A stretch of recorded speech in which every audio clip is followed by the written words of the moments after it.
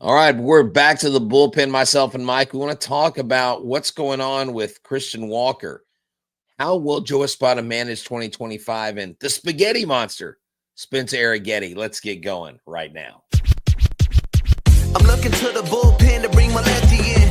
Keep the lead and make your team look pedestrian. It's in your wheelhouse, we'll swing for the fence. You know it's money around here, man, I ain't talking expense. Strike one, heat low in the way, you can't hit it. You know you want to start a rally, but you better forget it. Strike two, off speed, same spot, your car looking. Get ready at the plate, this time you're not cooking. Strike three, swinging out of the zone. You ain't even touch it first. Tell me how they gonna drive you home. Walk your back, looking like we ain't cool then. The game's over, might as well put them back to the bullpen, oh yeah. That's right, everybody, and we are back in the bullpen. We're bringing it back to the bullpen. Myself, H-Town Wellhouse, Brett Chancey. You know where to find me on all socials. You know where to find the show on Instagram, on iHeartRadio, on YouTube, and we know in X. And also our guy, Mike Stanton. Mike, tell everybody where they can find you, sir. There's only one place, and that is on X. It's Mike Stanton 29. You want to reach out and ask me some questions, by all means, go for it. Yeah, man. It's good. This is our second show of the spring training season. And Mike, there's already been some exciting things. Today, Jake Myers in the 9-hole hit a home run. Of course, they took advantage of the wind blowing out of the Cacti Park. Jose Altuve hit a home run today. Jeremy Pena got some lift. I think Jose's was opposite field, wasn't it? It was opposite field. Yeah, it looked really good. And so you had 4 home runs today. Miguel Castro, a hopeful prospect and infielder, hit a home run. So they took advantage of that. And I really want to start off with Spencer Arrighetti. What's cool is on today's show we're going to share words from the locker room with Joe Espada and what he has to say about these different players. And Spencer Arrighetti is a guy that you and I have talked about, I wouldn't say extensively, but he has been a topic of conversation on our show. I think he's one of the guys, and MLB's writing about it, the Athletics writing about it. They're picking him as one of the breakout guys to come out this year and really make his mark in the major leagues. What is it about Spencer Arrighetti that excites you as a former pitcher, a former big leaguer, looking at what he did at the beginning of the year, how he ended, and how he is going to camp so far? Well, I think if you look at his overall numbers from last year and you didn't know what the story behind him really was, you'd go, okay, yeah, he did okay. Yeah, he's got some swing and miss. But you got to remember, man, this dude really had some tough goes for his first 6 or 7 starts. It was bad. And he was bitten by the big inning. He was bitten by the long ball. And then all of a sudden he just kind of turned it around. And I've said this before, and I'm going to say it now again. That's not something that usually happens at the big league level. You don't get that kind of development from a young pitcher developing in the big leagues. Yeah. Usually when you struggle like that, what's the first thing that happens? Well, you get sent back down to the minor leagues because somebody said, okay, well, guess what? He's just simply not ready. Well, the Astros didn't have the opportunity to send him back down because, well, they just needed somebody to start games. And for him to kind of turn around, I really think it shows his mental toughness and his ability to make those adjustments. And he pitched, after that first 5 to 7 starts, right. He threw the ball exceptionally well. Were there still some home runs? Yes. But I think what you look at, you say, okay, what exactly did he, why is everybody so high on him? Well, the swing and miss, everybody, strikeouts are sexy. Everybody loves the swing and miss, and he's got big swing and miss, and he's got a very unique arsenal with the sweeping breaking ball. And I'm not going to call it a sweeper because that's his natural breaking ball from the arm slot in which he throws. So you go back to Jose Fernandez, the incredible starter that passed away in a boating accident down with the Marlins. He had an amazing Now, he threw extremely hard. He threw harder than Spencer does. But he had an amazing sweeping curveball that you couldn't hit it with a tennis racket. I mean, it was just good. I don't think I'm going to put Spencer's quite at that level, but he's still got a very unique breaking ball that most pitchers can't throw. So what does that mean? That means that he's got a very unique pitch.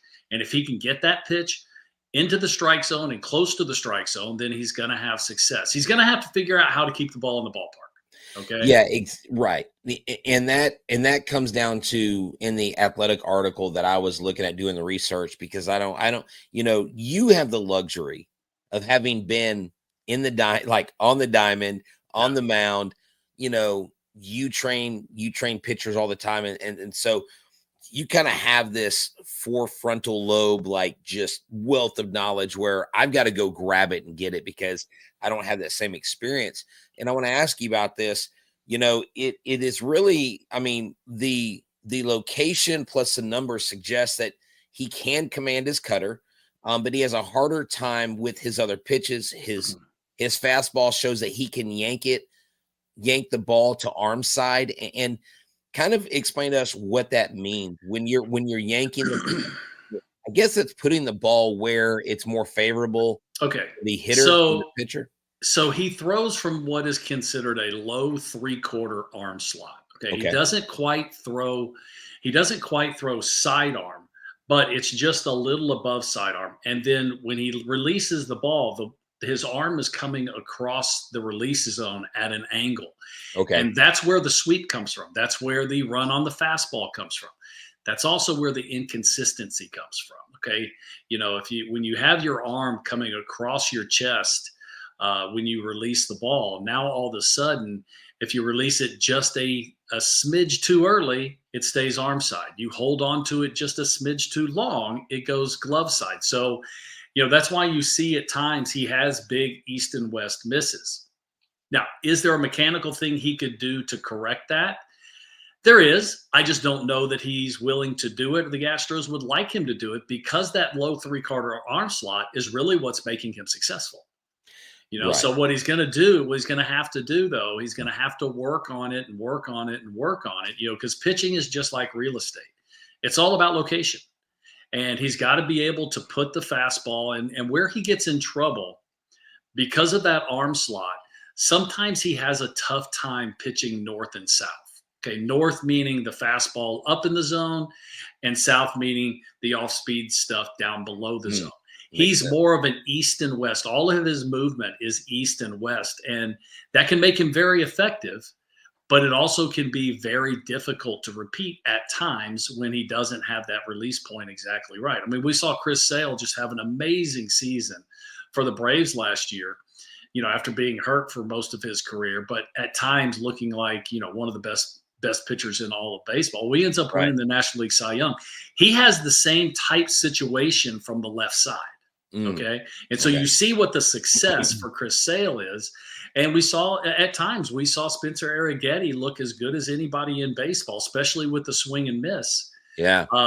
Last season. So the question is sophomore campaign. Okay. How much of the big swing and miss stuff is from just his raw stuff, or how much is it from the simple fact that no one had really seen him in the big leagues? I'll always say that, especially veteran clubs, really any big leaguer, they do not like to face guys that they do not have track records against. And what I mean by that, they haven't had at-bats before. You don't know what the sweep of the breaking ball looks like. You don't know where the release point is. You don't know exactly how much run he has on his fastball, the movement on his changeup, whatever it is. Big league hitters usually make adjustments after they've seen somebody a few times. So, what does that mean for him in his sophomore season? Well, I think he's going to have to be a little bit better with his control and his command, actually, not his control, with his command, being able to put the ball where he needs to, so the hitters can't just, now we can just key in on a certain situation. But I think that where he's had his biggest issues is in the ability to move the ball north and south. Okay. When he gets hit, watch where the location of the home run. A lot of time it's between mid-thigh and belly button. Mm. Okay. And when you put the ball in that area, it doesn't matter whether it's a breaking ball or fastball. Big league hitters are usually going to put good swings on the ball. If you go Yeah. above that, you're good. You go below that, you're good. So, I know there's a lot of information right there, but he's working hard. He's got the raw stuff. He's got a powerful enough fastball to keep everyone honest. And then he's got that good sweeping breaking ball. So if he can hone in on the location, on the command just a little bit, I think that that means he could be in store for a big season. Yeah, I think so too. And not only that, I think he has the mental makeup, Mike. Yeah. Having talked to him a couple different times last year and this year, I could tell a difference in his countenance. That rookie campaign, wide-eyed and being quiet, not saying much. You had Justin Verlander in the clubhouse at the time and all these different things going on.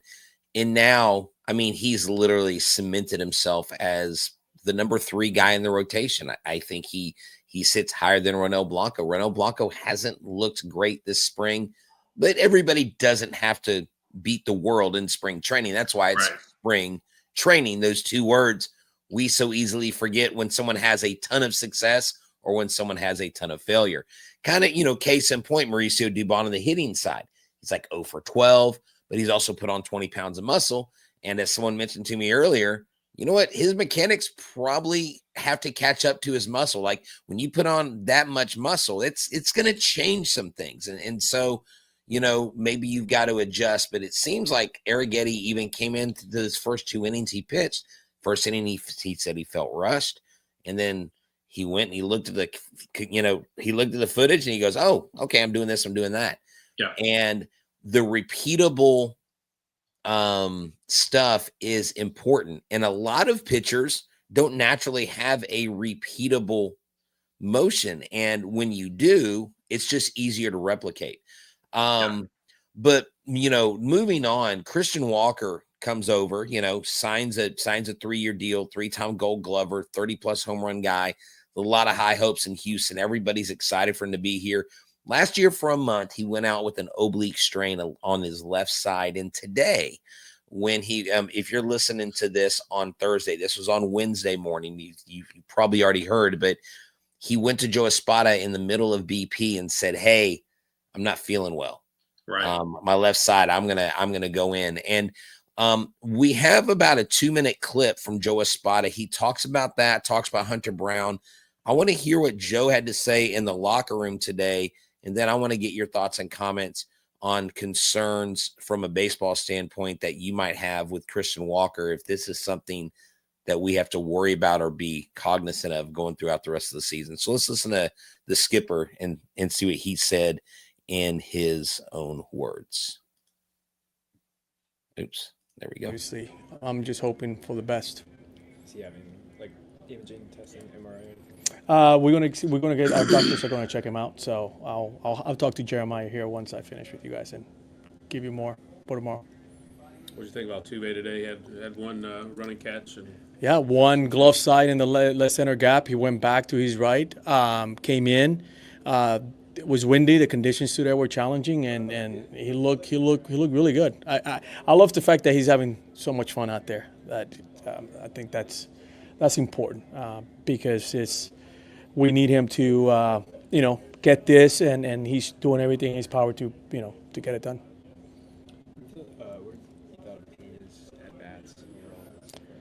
They've been good. He's swinging his strikes. He's hitting the ball in the air. He's driving the ball. Sometimes when, he chases those, down in the zone, you see more ground balls. But right now he's just seeing the pitch up in the zone, and he's doing exactly what he needs to do. What kind of stuff do you see from Hunter? He says he's just kind of working on some things and trying to get ahead in counts. But as a manager, what are you looking for from him? I want him just to get his pitches in. Obviously, he's working on some stuff, and we all understand that. He's early in camp, and I thought something that we've been working on, his time pick, and it worked. So that's something positive to get out of that he's outing. But, his stuff looked good. We just need to get the ball in the zone and punch people out when he needs to, and we'll get there.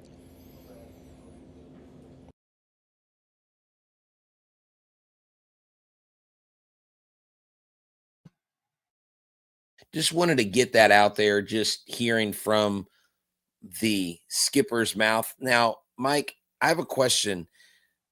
An oblique soreness. Now, last year was an oblique strain. Is this Christian Walker being extra careful? And is this probably, I guess, good that it's happening now in spring training? Or is this something that we need to be concerned about? Well, I think you have to at least be a little bit concerned, since this is an injury that, he had last year that cost him some time. Okay. Now, do we know that it's exactly the same spot? We do not. Okay. Right. And we're probably not going to know.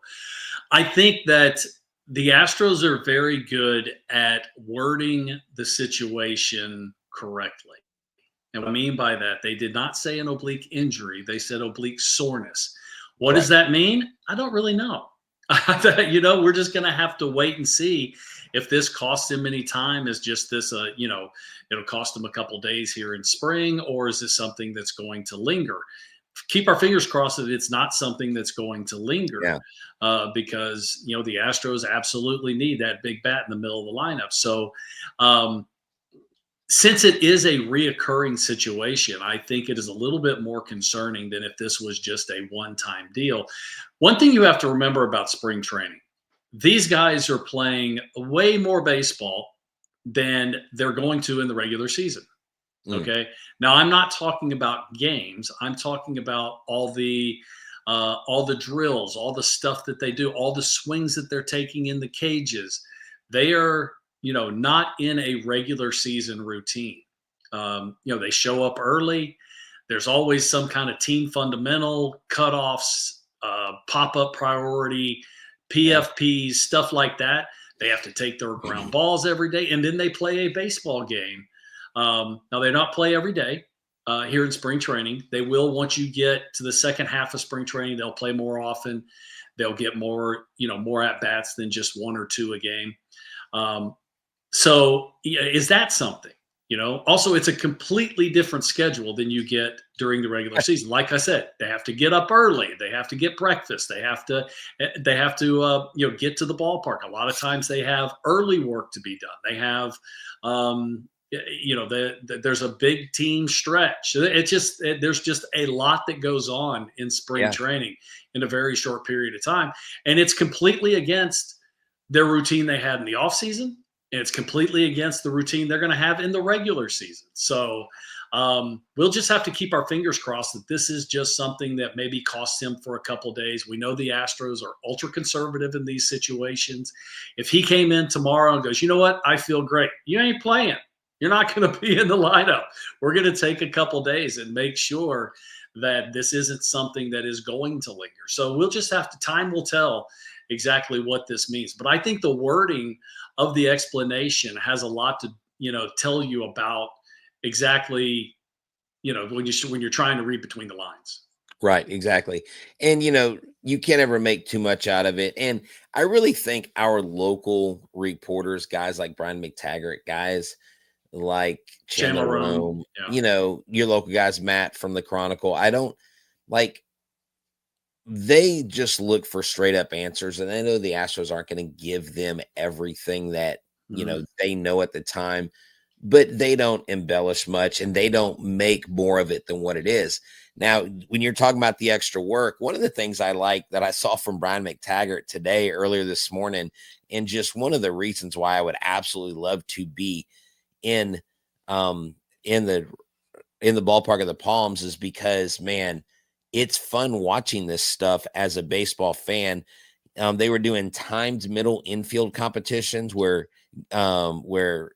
Zach Short, Isak Paredes, and Guillermo were in there working an infield competition where they had three bases and they caught a ground ball or a throw from three different bases, all at second, throwing to first. And, Paredes won with the 4.07 seconds, and he filmed the PFPs.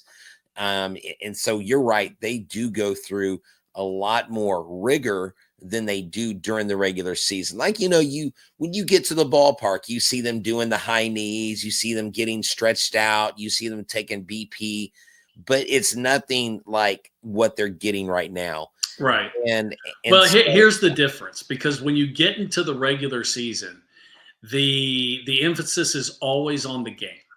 It's Right. it's playing the night game, trying to win as many baseball games, getting your record as good as you can get to, making the playoffs and winning World Series.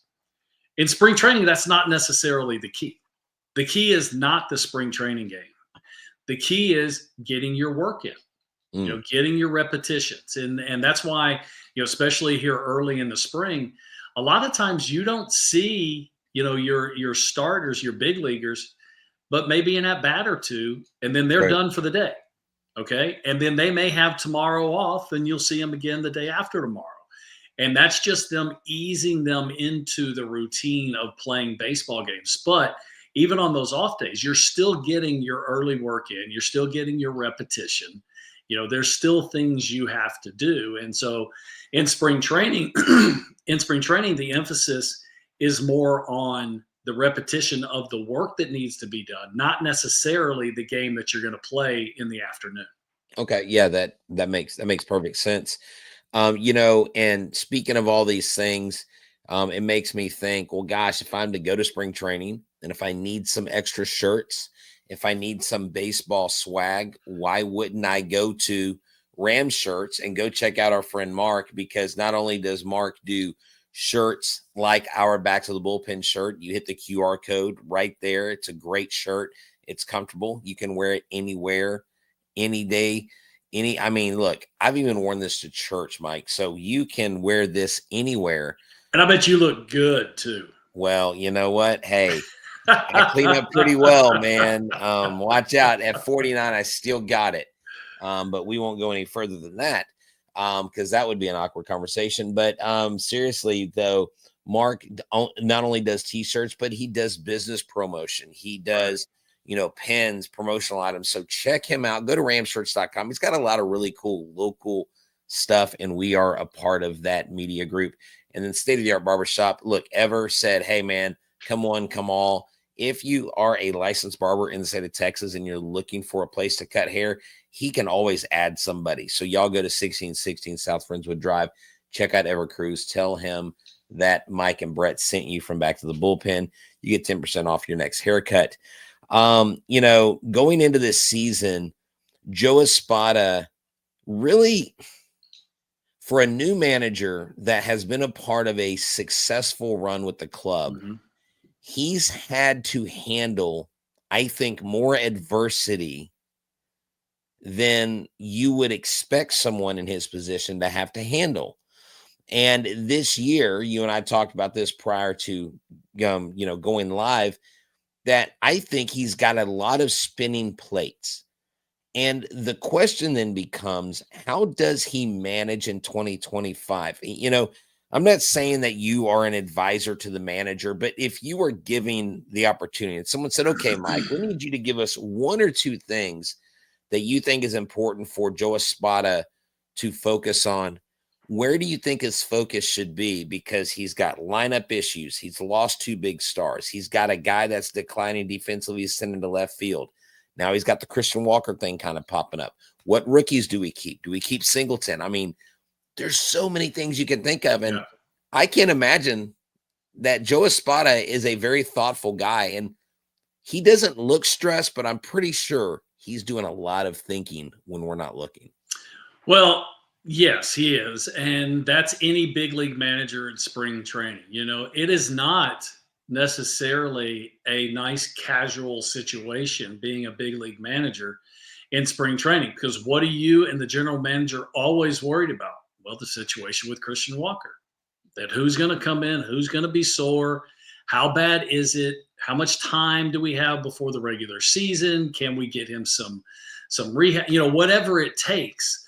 So there's a lot of stress that goes on in spring training.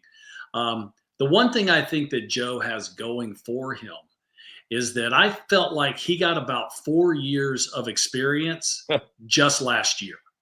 Okay, because if you remember early in the season when the Astros were just stinking it up, oh man, they were saying, "Oh, Joe Espada's lost the clubhouse. Joe is Joe the right guy for the job?" And he's over his skis. He can't handle this. Well, things worked out pretty well once Yeah, they did. once they got healthy, and you had rookies come up. I mean, there were so many things. So I feel like Joe is in a really good place as far as experience wise to deal with the issues that he has. But that's where he has to delegate. Okay, Yeah. he can't do everything. He's not supposed to do everything. That's why you have, Josh Miller and the other pitching coaches. That's why you have your bench coach. These guys, they all have jobs to do. And Joe has to allow them to do those jobs and not try and micromanage, and trust that those guys have the right, the right thing to say to the players, and Right. and have everybody pulling on the same side of the rope. That's one of the good things of bringing back the same cast of characters, is that these guys, they've been together for a long time. This isn't some new situation that they're having to learn the system. They all know the system. So even though there's always going to be something pop up, there's always going to be somebody come up sore, there's always going to be issues. He's got the personnel around him, and he has the experience to deal with all this stuff. So I think Joe's in a good spot, even though there is, plenty going on. Yeah. And, to bring in Tony Perez Chica, who was the infield coach, the third base guy for Arizona, where you bring in also Christian Walker, and you look at their defense. I mean, they were the number one ranked defense in the major leagues in Arizona. And, I don't think it's coincidence that both Walker and Perez Chica are here. And I think the Astros ranked 12th overall in defense. Of course, you can go in different either metric or defensive categories, and they might go up and down a few spots. But when you get a guy like him, and he's working with Jeremy Pena, if Jeremy Pena can hit solidly, can make fewer errors in the field, I mean, Jeremy Pena could really have one of those good years that maybe while everyone else is focused on Cam Smith and Yordan Alvarez, Jose Altuve, maybe that takes the pressure off of Jeremy Pena. And Jeremy Pena maybe steps up and becomes a leader in the clubhouse and really takes charge. And then if he's able to do that, give him confidence. But I've heard Espada praise Tony. I've heard Christian Walker praise Tony. I've even heard Jeremy Pena praise him. So already across the board, when you can add someone new that doesn't know the culture and they fit in, that's a huge bonus. It's one of the benefits of bringing them in the off season, and then having all spring training to learn the system, to learn the players, because really, you're coaching baseball. Okay. Now, does he have some unique things that he does? I'm sure he does. All coaches do. Okay. But really what you have to build is a relationship. Right. You have to get the players' trust. Once you have their trust, now all of a sudden they're going to be way more intent on listening to what you have to say. But at the beginning, it may not be that way. Okay. I know I said you have the same cast of characters. There's always a turnover. There's always, either a player here or a coach there. But as far as the core has always been there or is there still. And I think that in a situation like this, it's great to have the 7 weeks of spring training to build those relationships with the players, so that, they know that you have their back, that they're not trying to undercut you or say something, but, they're truly, everybody's pulling from the same end of the rope. Exactly. And, the goal doesn't change, just like Dana Brown and Joe Espada both said. Jose Altuve said it. The players have all said it. The goal's still the same. We want to come out. We want to win the division. We win the division. Like you said, Mike, I use your line a lot now. All you got to do is make it to the playoffs. Once you get to the playoffs, then that is half the battle. The hardest part is getting there. Yeah. Once you're there, anything can happen. You put together a nice, solid, hot run, you could beat the teams because that's that's what happens. That's what happens when the teams that win the World Series, or the wild card teams that go and win a World Series, and nobody picks them. Well, you show up to the ballpark to play. You're not showing up to the ballpark to lose. You're showing up to the ballpark to win. Right. Now, speaking of that, we've got 4 of our 5, I think, top prospects, Cam Smith, Bryce Matthews, Jacob Melton, Walker Yannick, and Zach DeCenzo. Zach DeCenzo obviously is going to play. He's going to be on this roster. Now, there's other three that I'm thinking of. Melton kind of started spring training a little hurt, so he really hasn't been able to do anything. But Bryce Matthews and Cam Smith, 4 of these 5 realistically could be on this roster at some point, whether it's a late season call up, sure, something happens, they need to get called up. Where are you on prospects now? Cam Smith, I just think, Mike, like, I think his bat's ready.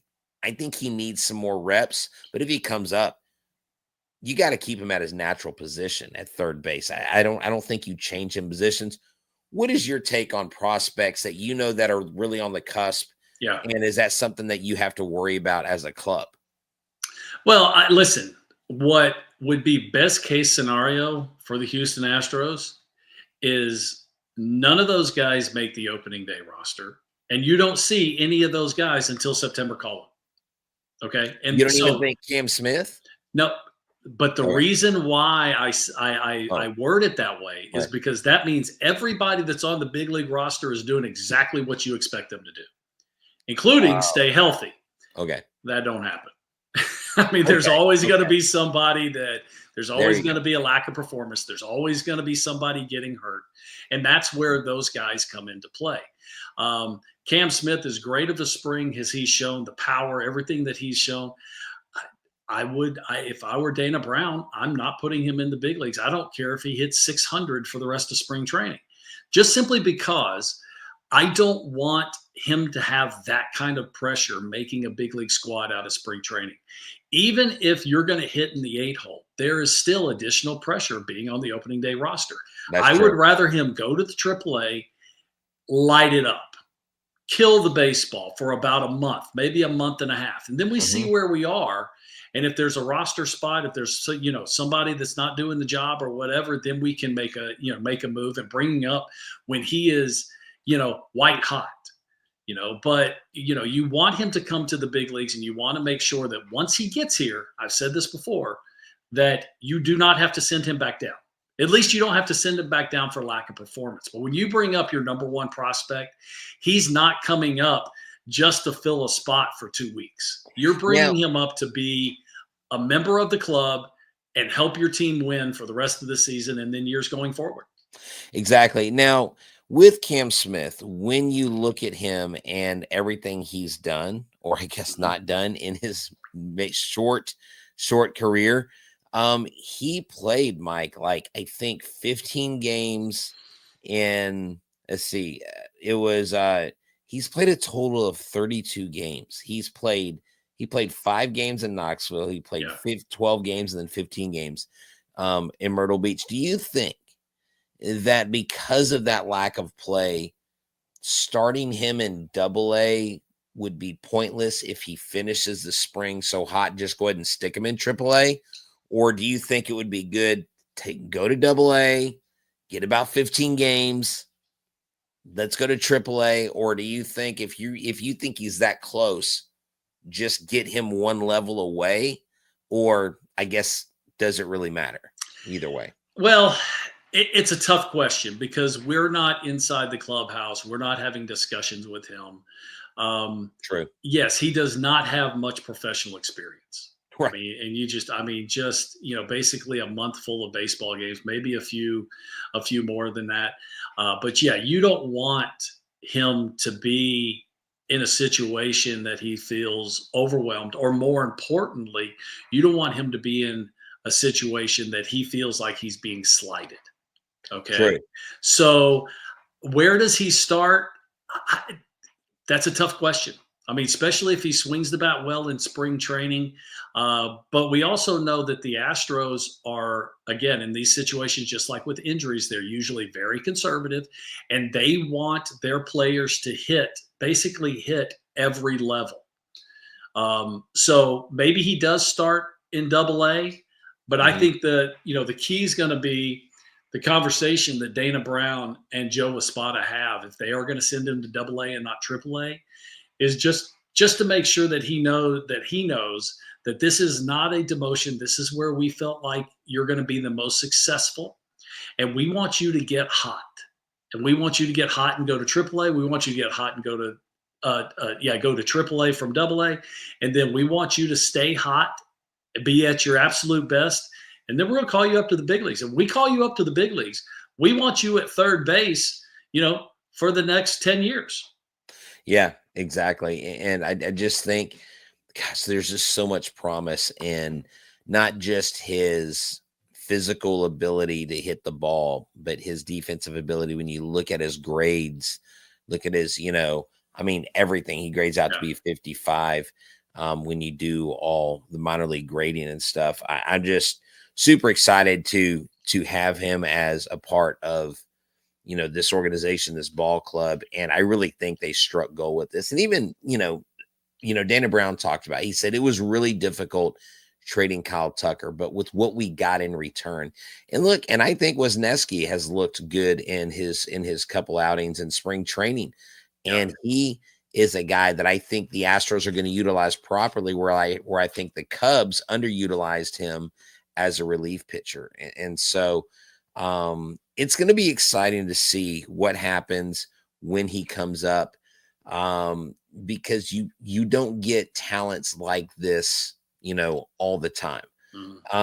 But before we close the show out, going the rest of spring training, we're going to start seeing more and more of guys like Hunter Brown. I think he pitched his limit. I don't know I can't remember if it was 48 pitches.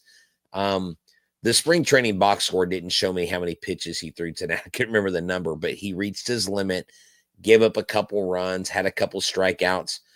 But are you going to start seeing starting pitchers go longer? Are they going to start putting the closer in the closer role? I mean, are we going to start seeing more major league ready lineups rather than, random guy from whatever, you know what I'm saying? Because some of these guys you get in and you're like, who is this guy? And so, but the funny thing is, those are usually the guys that are playing the best, and you win baseball games, you win them late in the game. And it's usually minor league guys that, played winter ball. They're grinding out. They're not just trying to get ready for a big league season. So, yes, you're going to start seeing the starting pitchers get a little bit more extended. Listen, this is all completely scripted. Okay, there is no other than any kind of injury or somebody coming up sore, that throws a monkey wrench in the program. But if let's say Hunter stays completely healthy, they know exactly when he's going to pitch. They know exactly how much they want him to throw. And so, they'll start extending and, a little bit at a time. You still have, a few weeks of spring training baseball left. You're going to utilize all that. But here's the thing, starting pitchers aren't what they were 20 years ago. These guys, you throw 200 innings. You are a complete and total workhorse, where that number used to be 250. And before that, it was 300. So the emphasis on starting pitching is not what it once was. And so these guys don't have to build up a huge pitch count. These guys, we saw it how many countless times last year. You hit 100, you're out. It doesn't matter what's going on. You're out of the ball game. And the never exceed pitch count is 120. You just go back 15 years ago. Royal Halladay would be throwing 150 pitches. I played with David Cohn with the 150, 160 pitches. But you're just simply not going to do that now. They're not going to put that kind of stress. So these guys don't have to build up the huge pitch count, because you're usually looking for 6 innings from these guys kind of on their best days. It's interesting.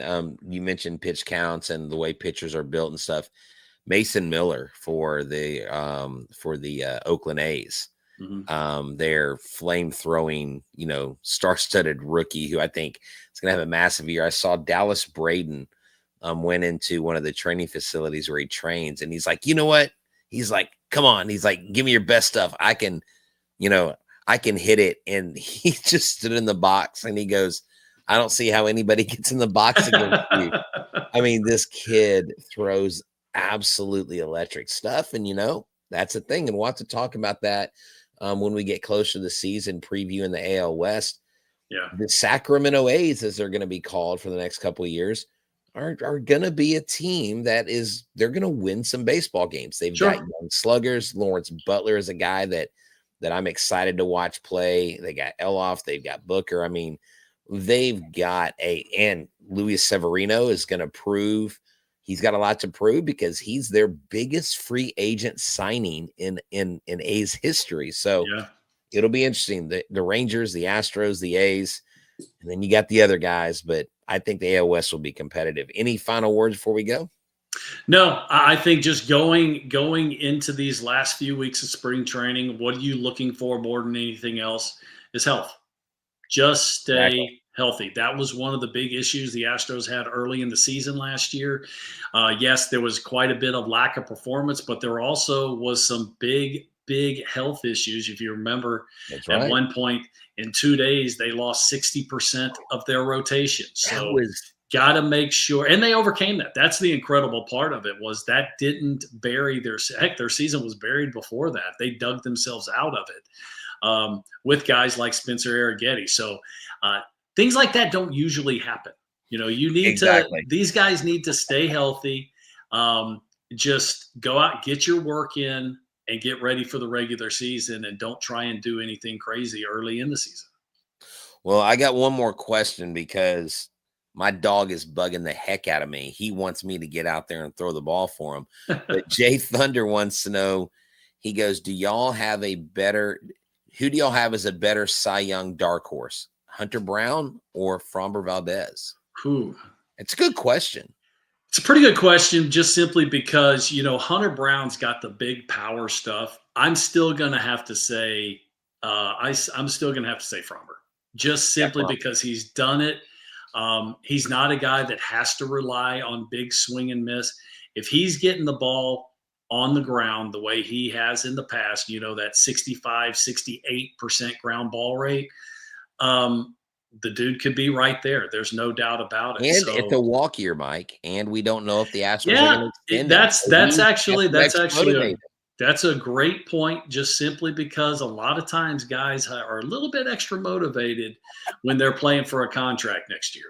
Yep, we've seen that. And Mike, if you could transplant your young pitching self into today's market, I'm sure you wouldn't mind that, because anytime I talk to players like Clay Hensley, other guys, I'm like, they're like, we didn't get paid that much. Like, we got paid, but we didn't get paid. Listen, I can't complain. I'm not going to be one of those grumpy old men. Back in my day, I've been blessed way more than I ever deserved. That's for sure. I believe that. But yeah, these guys are making bank pretty good.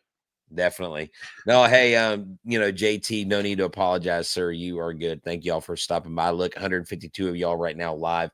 We appreciate y'all watching. We are going to bring you stuff throughout the season, and we are going to bring you a little bit more stuff that's outside of the Astros world, because there are a ton of really fun storylines. And you know what? As much as people may not want to talk about it in Houston, Alex Bregman might be an exciting story in Boston. I think offensively, I agree. He's going to have a good year. And he can have a monster year hitting the ball off the monster. Yeah, that's right. So y'all have a good one. Thank y'all for tuning in to Back to the Bullpen. This has been another great show. Y'all make sure that you subscribe to our YouTube channel. Y'all make sure that you like and comment every one of our videos. Share with tell all your friends. That's right. Go get it back. You know what? Hey, go to your best friend and say, do you love baseball? And they say yes. Say, well, I'm going to send you something, and go get a Back to the Bullpen shirt. There you go. So, why not? I mean, nothing says you're like your boys, like getting your boy a Back to the Bullpen shirt. So do that, and, make sure that you tune into us every time. Y'all have a good one. And as always, go Stros. And Mike, what do we say? Adios. I'm looking to the bullpen to bring my lefty in. The lead and make your team look pedestrian. It's in your wheelhouse, we'll swing for the fence. It's money around here, man, I ain't talking expense. Strike one, heat low in the way you can't hit it. You wanna start a rally, but you better forget it. Strike two, off speed, same spot, your car looking. Get ready at the plate, this this time you're not